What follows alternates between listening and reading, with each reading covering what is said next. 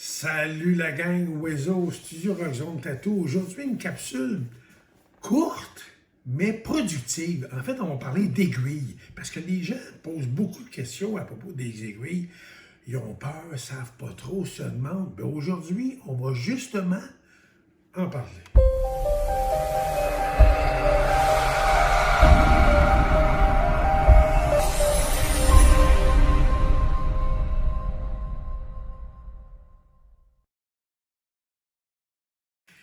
Les aiguilles ont un diamètre de 0,25 mm à 0,45 mm. Ça va dépendre des compagnies et du style d'aiguille qu'on veut. Les aiguilles ne sont pas vides. Les gens disent qu'ils sont vides parce que pour l'encre, non, en fait, les aiguilles, c'est plein. C'est en acier inoxydable et c'est plein. Les aiguilles sont toujours neuves. On ne peut pas recycler les aiguilles. C'est-à-dire qu'une aiguille qui a servi, sa vie est finie. Il n'y a pas de deuxième vie pour les aiguilles, à part les gens qui vont les désinfecter avec des appareils spéciaux. Mais bon, pour ce qui est des aiguilles jetables, c'est une vie, point final, tu jettes. Quand les compagnies font des aiguilles, ne prennent que du matériel flambant neuf. Quand on parle d'un ensemble d'aiguilles, on parle d'un faisceau.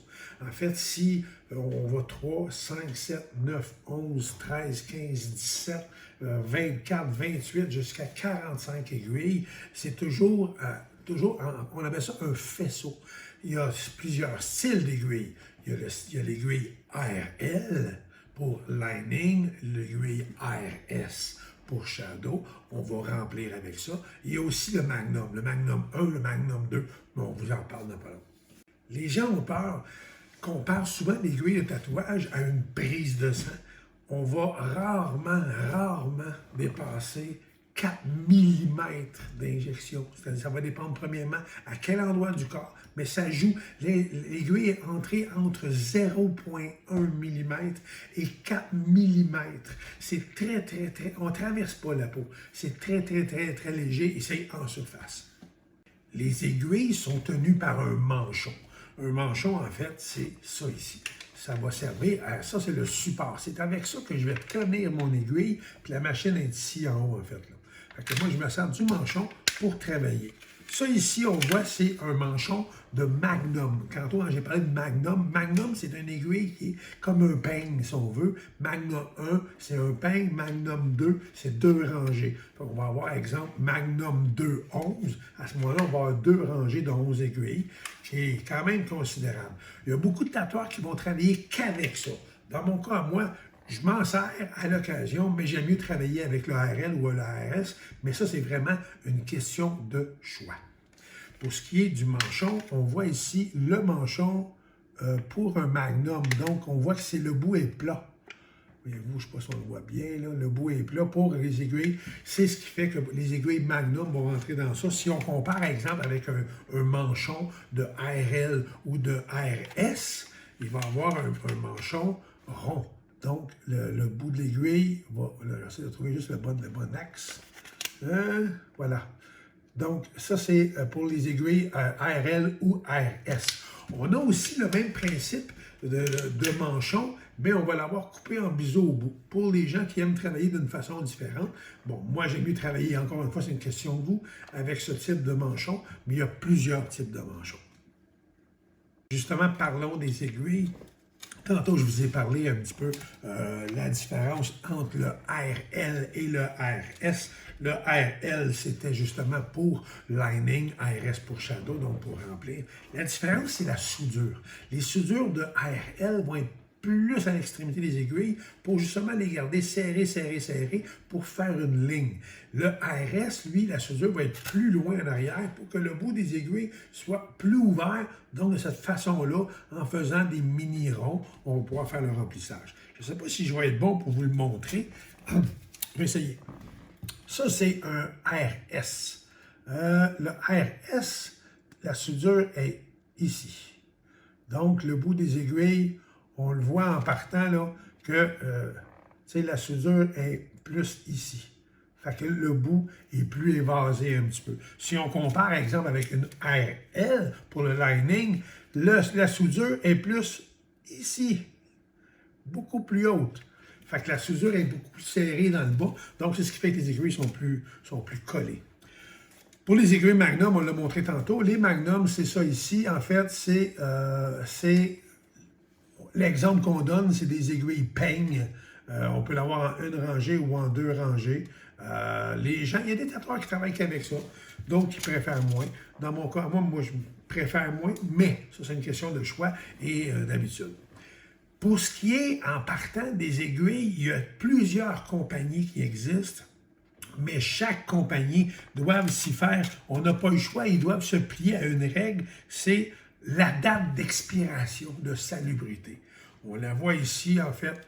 Ouais, là, pour vous, elle va être à l'envers, mais on voit que c'est bon jusqu'en 2021, le 6e mois. On voit le grade de l'aiguille qui est 1207 ARL. Puis, c'est ce qui fait que c'est le code qu'on va se servir. Le code ici au centre, ça, c'est le lot 0616. Donc, si pour une raison X, on va savoir, exemple, que c'est dans tel lot qu'il y a eu un problème X, si on a rappelé des aiguilles ou quoi que ce soit. Le fournisseur va aussi te fournir un certificat de salubrité, d'authenticité, comme quoi que les aiguilles ont été faites selon les règles et selon l'art de qu'on garde de côté quand on commande les aiguilles. Ce n'est pas toutes les compagnies qui le fournissent, mais les tatoueurs devraient justement demander ce certificat-là. Justement, tantôt, on vous parlait, en fait, je vous parlais du grand choix d'aiguilles possibles. Je vais vous en faire une démonstration un peu à ma façon à moi.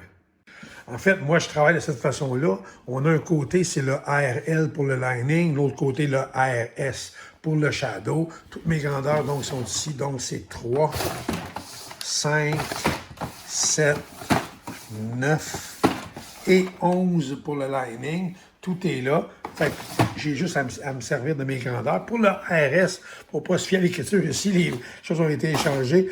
Donc, le ARS, le 5, le 7, le 9, le 11, le 14 et le 18. Et pour finir, je vais vous parler comment ajuster l'aiguille, comment la placer. Quelle est la différence des appareils? On en parle justement là. En fait, moi, je me sers d'un appareil, rotatif. Rotatif, c'est que le moteur est placé ici en dessous, ici, le moteur est là, et il va faire en sorte qu'avec un pivot, ce pivot-là va faire simplement ça ici, et c'est fait par un pivot qui tourne à l'intérieur, comme une locomotive un peu, qui va faire comme ça. Puis que le manchon vient ici, on va l'amener de cette façon-là, et on va travailler comme ça. L'appareil rotatif, en général, ils sont moins pesantes, en moyenne en général. Moi, c'est ce que je préfère. On a aussi l'appareil rotatif, mais ajustable. L'appareil rotatif ajustable, cet appareil-là va être ajustable à plusieurs niveaux. Donc, on va l'ajuster, le moteur, la condensation. On voit un peu le même principe de locomotive ici du moteur.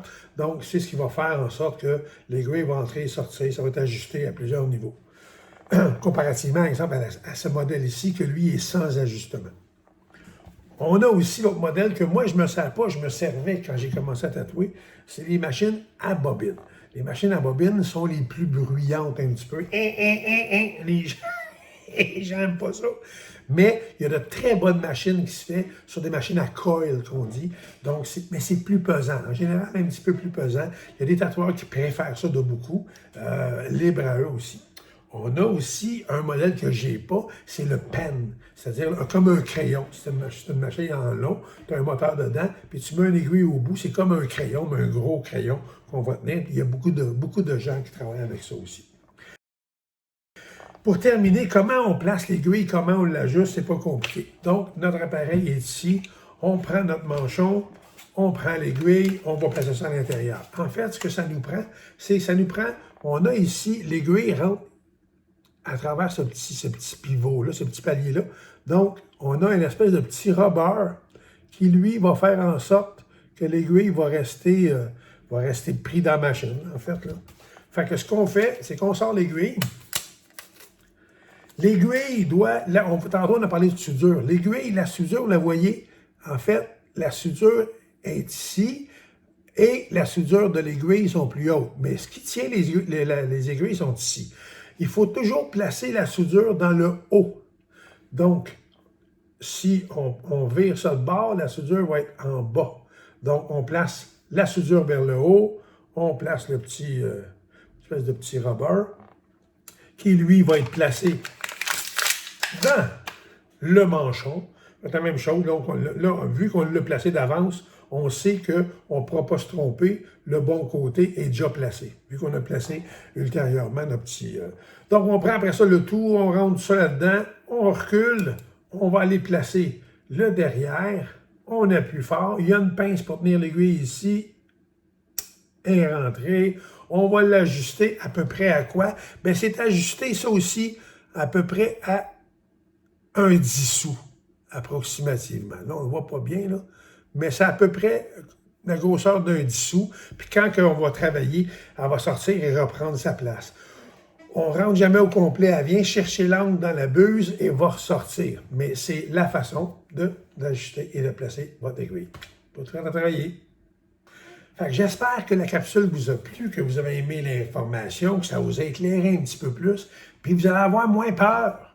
Prochaine capsule, la semaine prochaine, les endroits douloureux et les endroits moins douloureux. Entre-temps, encore une fois, je vous invite à cliquer s'abonner sur la page YouTube et cliquer aussi sur la petite cloche, c'est ce qui va vous avertir lors d'une nouvelle capsule qui sera mise en ligne. Je vous invite aussi à le faire pour une raison bien simple, c'est que quand on aura 100 personnes qui nous suivent, 100 followers sur la page YouTube, je fais tirer une demi-manche. Demi-là ou demi-là. Une demi-manche parmi les personnes qui seront un des followers sur la page YouTube. Petit point précis de plus. Les gens, j'en ai déjà parlé à certaines personnes, j'ai aussi une page blog avec ma femme, ça s'appelle « En tout cas ». Ce que je vais faire, si les gens sont membres, followers des 2 pages, en fait, vous êtes membre de Rockzone et de En tout cas, à ce moment-là, lors du tirage, je vais doubler. Donc, ce ne sera pas une demi-manche, mais une manche. Fait que ça, 100 followers sur Rockzone, 100 followers sur En tout cas, à ce moment-là, c'est une manche complète que je fais tirer parmi les gens qui sont followers des 2 pages. Sinon, autrement, ça sera une demi-manche. Fait que je vous invite à demander à vos amis, à vos chums, de s'abonner sur Rockzone et sur En tout cas. Grosso modo, merci beaucoup d'avoir suivi ma capsule et je vous donne rendez-vous la semaine prochaine. Salut gang, ciao!